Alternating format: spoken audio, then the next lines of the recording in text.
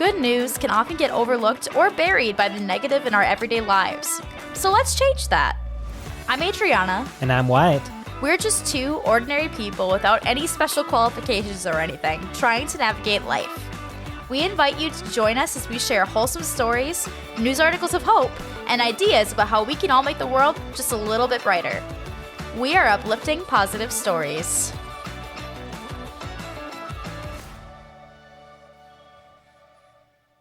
Welcome back to another episode of Uplifting Positive Stories. Thank you so much for joining us. Glad to be back. Awesome. So right after that, we're going to start with another Reddit story. Our Reddit story for today comes from the Reddit thread, "What's the most wholesome experience you've had?" I've done this Reddit thread a couple of times so far on this podcast. Well, it's a good one. So. It's a really good one. And actually today I have 3 different posts from this, but they all have a very similar message to them. And I actually have some stories of my own that I want to share that kind of go with this. Because I think all of us can probably relate to this in some area in our life. So we're going to just jump right into it. The first story says this. Once I worked at a bookstore. Saw a big, heavy-set dude in overalls come in, and I assumed he'd beeline right to the gun magazine section of our store. Rural area, so you kind of get a feel of what people would go for once they walk in. So I didn't initially pay him much attention. I turn around from checking a person out at the main register area, and he's standing there waiting his turn patiently. So I asked him what he was in need of, and he mentioned that he had a book on order held back for him. He said it was the book 1,000 Splendid Suns by Khaled Hosseini. Kind of caught me by surprise that a man that looked like a country bumpkin was picking this particular book up, and in my head, I assumed it was for his wife. Found the book and started ringing him up and started chatting with him, and I realized the book was in fact for him. I'll never forget what he said because even though it was such a small moment in my life, it changed me a little bit. He said, "I think it's important to read books like this about other cultures than ours. The news always makes the Afghan people seem so bad. But Khaled Hosseini's first book, Kite Runner, gives a good glimpse of what life was like over there, and made me think twice about how I was judging those people. Here I was, judging him for how he looked, and he goes and he pulls this one on me. I purchased Kite Runner that day and read it and set into motion a lot of thoughts I had about how I judge and look at others. To this day, I try my best to see the position others might be in before I judge them unfairly. And I often fail at not judging people based on how they look, but now I try to remind myself when I do how unfair it is. It was only a 2-minute interaction with this man that I had never seen before and will never see again, but darn it if it hasn't already made me a better person as a result." Dang, same author of Kite Runner? Yeah. I read Kite Runner. Yeah. At least I did in school, like years and years ago. I don't remember it too well, but I remember it being culturally interesting, like stepping outside that world. So that's kind of cool, especially if you had that assumption that it was someone who wouldn't necessarily be more culture-esque.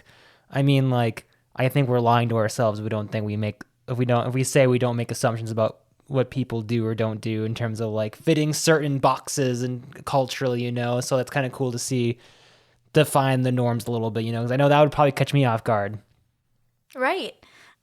It's just so interesting that it's kind of a twofold story, because the original poster had this pre-assumption of the person getting the book, and then also was talking about how they had pre-assumptions about the people that are in that book, right? And so there's a twofold side of that, and it's funny how we're not always aware of how many unconscious biases that we have towards just random people we're seeing at a store or that we're seeing out in public, and becoming more aware of that. And it seems like for the original post, that was kind of an eye-opening moment of, wow, I didn't realize that I had made that assumption until I reflected back and I realized, wow, I did have a pre-assumption of this person just based on appearances alone, and that's it, Like that time in Applebee's? Yes, we'll talk to that in a little bit more, in a little bit here. But yeah. I've got a couple more stories that kind of go to this thread, and then we'll talk about that. All right. We do have a story relating to that very, very closely. So our next story says, I was a teenager hanging out with some friends at a Waffle House. The only other person there was a very large, scruffy, middle-aged man at the counter. He looked like a biker, maybe. He waved us over to him, and we went over there. As a young woman, I assumed he was up to something creepy, but we went over there. He reached in... Sorry, we're just going off of horror. If this was a horror film, you did it in the audience what are you doing? No! But I'm sure this, turns out well considering the thread it's from. Yes. He reached into his jacket and pulled out a stack of colored paper napkins and then proceeded to fold paper roses for me and my friends, including the guys in our group. He wasn't a creep, just an origami enthusiast, and I learned not to judge a book by its cover. Okay. I'm glad he gave it to the guys as well. You know, Right. I think that kind of equals it out. But I mean, it's just funny because, you know, we all are kind of stranger danger to some sense, I feel like. And so it's nice to see examples out there that it's not all strangers are stranger danger, right? And, you know, of course we're all supposed to exercise caution and stuff like that when going towards people but I mean, this person was in a group with guys as well. I mean, the stranger danger relates more so to like children who are more like independent. You know, when you're an adult, you can warrant being a little braver and like talking to strangers a little bit more. Right, but it was just cool to see that this person obviously was just an origami enthusiast and wanted to share their hobby and stuff, and I think that's so cool. But yeah, again, you know, pre-assumptions based on just the appearance alone. And then we got one more story. So this one, I was at a McDonald's when I was 7, so child in this one, and my mom sat us down at a booth while she got our order. This old man came up to us and asked if we liked Disney, and of course we said yes, all the red flags. We told our mom about this, and she was horrified. She was giving us a lecture about why we shouldn't do that until he came back with 2 12-inch plushies from his car. Yeah, we didn't learn a lesson that day. So, again, you know, we're all kind of taught to be afraid of strangers, but there's, I would say, you know, the number of people that are actually out there to do ill intent is very, very minimal compared to the amount of people that actually want to do good. Mm-hmm. We just hear more about the stories of that go wrong, right? And I'm not saying don't exercise caution, of course, but you also have to be open to the possibility that, you know, as long as you're being smart about things, that there are really good people out there. And I know for myself, I say this myself too, because, like, you know, there'll be instances where someone comes up to me and they're like, for example, I was at a theme park and someone came up to me and they were asking me questions that were kind of odd, and I was like, what's going on? And I got a little spooked out, like, is this a weird situation I'm getting put into? And then all of a sudden they pulled out some tickets that got us to the front of the line, and they're like, we're leaving for the day, do you want these? And they just handed it to me, and I was like, oh my gosh, that was so kind, you know? But it's funny how we kind of get on red alert with things a lot, and maybe we don't have to as much as we do, you know? Mm-hmm. There are a lot of good strangers out there, and sometimes our pre-assumptions are wrong, you know? Mm-hmm. So now going off of that, a story that we kind of both have. In Applebee's. It's in Applebee's, of course. So funny story. So we were sitting at an Applebee's, and it was very quiet there. It was a weeknight, and there was hardly anyone in this restaurant except for one guy that was sitting by himself across from us at a table, and there was like no one else around, just that one guy sitting by himself. This guy was wearing, he kind of had almost like a biker look to him in his outfit that he was wearing. He had full tattoo sleeves. Yeah. He wasn't smiling. It seemed like he was very short, not like rude, but just very short with the waitress when she come by, very like one word. We weren't paying that close of attention. No, but he just kind of was getting off a vibe that he just kind of wanted to be left alone. Mm-hmm. Was kind of the vibe that I was getting from him. And I was worried, like, because we were talking a lot. And I was like, I hope we're not bothering him with all of our conversation, because we were talking a lot. Mm-hmm. And so anyways, so we were sitting there, we're talking about vacations that we would like to go on in the future. Mm-hmm. And one that popped up that we kind of talked about was, it'd be really cool to do a Disney cruise, but I don't know if it'd be worth it. I don't know. Is it fun for adults too, or is it mostly just for kids? Because I've seen both things about it, but I don't know which is true. For context, we are Disney people. We love Disney. We went to Disney World for a honeymoon. But we were talking about like potentially maybe other cruise lines as well, you know, but that was a conversation about like, you know, is it too much, like, is it just for kids, you know? And like, we weren't really sure. We were kind of circling around. All of a sudden, the guy across from us jumps in and he's like, do you mind if I interrupt for a moment? We're like, oh yeah, sure.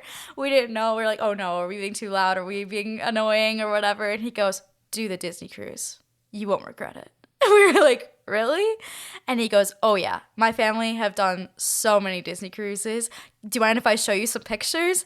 And he comes over to our table and he's got pictures of his family with the Disney characters. He's showing us the places the cruise goes to, and he's just lighting up. And And he's like, yeah, I mean, you probably could tell I was a Disney fan. And he shows us his tattoo sleeve up close. Dude has a Stitch tattoo on his arm. He's got Stitch. He's got Sully from Monsters, Inc. He's got, there was a few other ones We too. somehow clocked that both his arms were just covered in tattoos, but neither of us noticed that they were all Disney tattoos. And it was just such an interesting moment for us because I quickly realized that from the very moment we sat down across from this guy, I had this pre-assumption of who this guy was, what his interests might be, that kind of stuff that I maybe didn't consciously think, but were unconsciously there. And that it just was so funny to me, juxtaposed with then the realization that this guy is a huge Disney lover, which is more of like a kind of family-friendly, you know, like childhood wonderment, right? Kind of vibe to it. And to have that juxtaposed with the image I had in my head of who this guy was. And I quickly realized that I should check my assumptions more often before I make a whole vision in my head of who they are or, you know, that kind of stuff. Mm-hmm. And by the way, he was right. The Disney cruise is amazing. Highly recommend. It was very, very fun. But you might not have gone if it wasn't for that man. Right. Maybe. I don't know. And also, I think to some degree, we all have unconscious biases towards, you know, different people or different cultures or different things like that. It's okay to like acknowledge that you have them. I think we all do to some degree. But then what the next step is to then try to purposely counteract them and be intentional about not allowing those to color your view of the person. And like if you have a thought about a person, question it. You know, if you have an unconscious thought of, oh, this person looks like this or is wearing this, or so they must be X, Y, Z. And to then instead think to yourself, why am I thinking that? Is every person able to be put into a box? No, we're very multidimensional. Like we all have things that about us that people probably would never know just by looking at us, right? And so just to be able to intentionally counteract that and think to yourself, wait a second, pause. Is this actually truth or is this my brain making this up? No, it's not true. I don't know. I haven't talked to this person. I haven't met this person. And then use that going forward in how you interact with them or how you view them. Mm-hmm. I think is really important and something that I learned myself and I'm still working on to this day. And I probably always will because, you know, we always have unconscious biases. So, yeah, I just thought that was a really interesting case of that. So, yeah.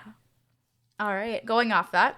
So this is moving away a little bit from assumptions about people, but I want to talk a little bit about assumptions about items in life or things like that we maybe have put into a box of this is always bad or this is always good, and talk about that. And specifically today, we're going to talk about one in terms of technology. And so the title of today's article is called "These Drone Projects Are Saving Lives and Protecting Nature." So drones, you have my interest. I am a drone pilot, so I'm curious now. I feel like a lot of people feel one way or another about drones. There is a lot of people that are worried about like the privacy issues with drones, or they see a drone and they get annoyed about seeing it in use because, you know, there are people out there that aren't actually qualified to be flying them and they maybe aren't super safe about how they do it or are not sensitive of people's privacy, things like that. Flip side though, there are people though who, when you have your drone up, like, oh, that's cool. Right. Depends on where you're at. Like I said, there's both boxes, right? Yeah. There's people that feel really positively towards them. There's some that feel very negatively towards them. And so, and this is a thing with a lot of technologies, is there's going to be good and there's going to be bad. Another one, a use case, I'll talk more about the drones in a moment once I get to the actual article, but going on a little tangent, virtual reality is a perfect example of this, where there's a lot of people who are like, virtual reality is the doom of our future. Like, the more we move to that, the more we're going to start looking like people in the Matrix, you know, and we're not going to be connecting. We're not going to be having any social connection anymore because everyone's going to be wanting to use VR, right? There's a lot of people that think like that, just as there are a lot of people that are very excited about the possibilities of what that could mean for video games or for movies or what have you. But it's interesting because there's so many use cases for these kind of technologies. Like virtual reality, for example, can actually, they've found in studies that it can actually help with people that have certain injuries, like for example, like burn victims can actually use it, and when they're using it, they've found that they actually feel a little bit better when they're in like a cold environment in the virtual reality system. Don't quote me on any of this because I don't have the articles right up here to look at, but this is what I did have for my heard that college article thesis. as well, though. So, yeah. And so there's positive use cases for a lot of technologies, just as there are negative ones. And we talked in a previous episode, we talked about AI and how it can be used to help people that can't speak to be able to verbalize thoughts, like, so there's a lot of that kind of stuff with technology as well. But I think it's we, as humans, I think we like to put things into boxes and be like, yes, it's all good, or no, it's all bad. But in fact, a lot of things are probably more in the gray area, and there's good and bad to it. It depends on how it's used, For any Harry Potter fans out there, I'll just go on a little tiny tangent here. Harry Potter is talking to his godfather and Sirius Black, and this godfather, Sirius Black, tells him that there's no good and there's no bad. We're all kind of somewhere in the middle. It's what we choose to do with the good and the bad that makes us who we are. And that's not an exact quote, but that's essentially what he says to him. And I think that's such a profound line because it's so true. With people, with technology, with all of these things, there's good and there's bad. It's what we do with them that makes it either, good or bad. Mm-hmm. Anyways, but I thought that was interesting. Speaking of Harry Potter with flying, drones. Anyways, yeah, see, it all ties together. This article has 5 different use cases that they've been being used for that have been beneficial in different areas. So starting off, number 1 that it lists off is delivering to hospitals. There's a lot of need for transporting medical supplies and lab samples between different hospitals. A California-based startup is raising money right now to do some testing with the drones in Switzerland to try and, transport medical supplies and lab samples between different labs and see if that's something that could be used on a larger scale in like the United States and different areas like that. Another one, it says that it could be useful in conserving the environment and that they're thinking that drones can track how the coral reefs are responding to climate change because obviously the drones can go out a lot further into the water. Obviously, like boats could too, but this is a quicker way to be able to track them. It says here, I'll just quote it, Seattle-based Drone Seed is planting seeds in forests, delivering water, and spraying herbicides by drone. While in Africa, drones are authorities' eyes in the sky to deter poachers attempting to traffic animals.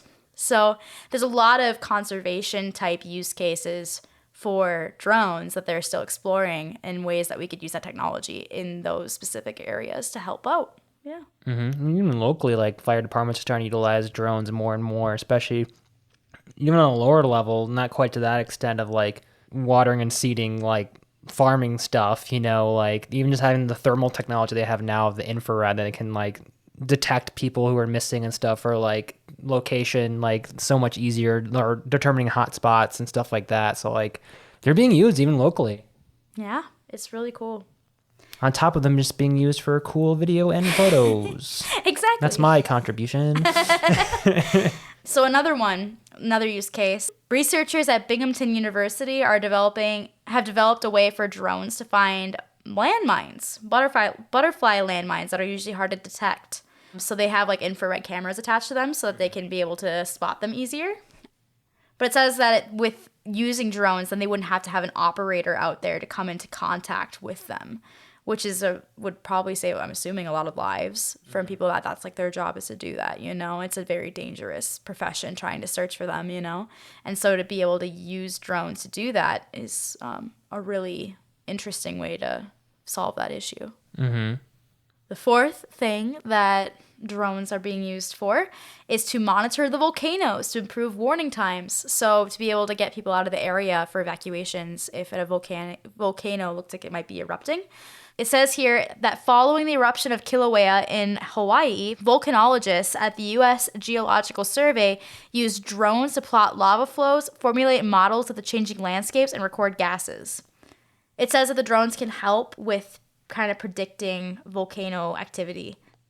I mean, do you feel like that kind of helps alleviate I'm not sure where you were at the assumptions of how you're feeling towards drones. Obviously, we fly drones I fly drones and you help me fly drones, but like beyond our usage of drones, I'm not sure where your stance was on drones. I'm not sure if that influenced your view at all. I feel like with drones, I see a lot of positives. I mean, even on like a local scale, like It's funny. Things that I wouldn't have thought about. I'm like, oh yeah, I guess that makes sense. Like one time I was out on a video shoot for something and someone that was there asked, hey, my house is right there. Would you mind just shooting your drone up and telling me if it looks like there's some damage on this part of my roof and just like show me a picture of it quick? Because I can't get up there because it's so steep and I'd like to know if possible. If not, no worries. And we were like, sure, why not? So the drone pilot shot the drone into the air, brought it back, and sure enough, there was some shingle damage up there. The guy was super grateful because he knew kind of what to expect then in terms of what he was looking at for repairs. And yeah, so I feel like there's a lot of positive uses for drones, and that's kind of been my view of them. Obviously, there's going to be some bad eggs out there that don't use them in great ways and cause problems, but I think that that's not necessarily the technology's fault. It's, again, how we use it. Just know your rules and regulations and, use it ethically. Yeah. One more use case that I thought was really cool. They've been trying to use it to detect viruses in whales.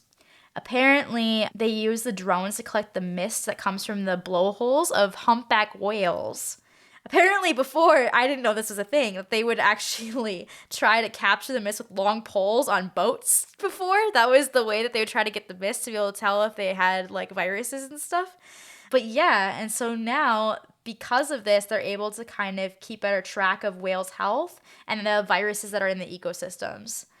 Yeah, which are apparently related, it says here, they're related to human pathogens like ones that cause the common cold and how they're transmitted. Yeah, I had no idea. Pretty cool, though. Well, if there's any steps towards figuring that out, I'd appreciate it. Because I think a lot of us would be okay if that was taken care of. Right? Like always, we will link this article in the description of this episode. I think it's a really good read. It's pretty interesting. There's more details in it as well. But yeah, I hope that this talking about this stuff has been helpful to everyone that's listening in some way in terms of maybe being more mindful of the boxes we have in our heads that maybe aren't always accurate or completely encapsulating of people or technologies or things like that, and being more aware of any unconscious biases we have and trying to counteract them and be more intentional in how we view people and technology. I know that I definitely could be better at that. We all can. Thanks so much again for listening to another episode of Uplifting Positive Stories. As always, if you have a story or a message that you would like us to talk about a little bit on here, or if you find a news article that you think is impactful in some way or hopeful, feel free to send it to upliftingpositivestories@gmail.com and we will read it anonymously on a future episode. Otherwise, we also have a Facebook group called Uplifting Positive Stories if you'd like to join. People are sharing their positive moments or stories that they've witnessed on there, again, all anonymously. And it's just a really cool community to be a part of. Thanks for listening, and we hope you'll join us next time.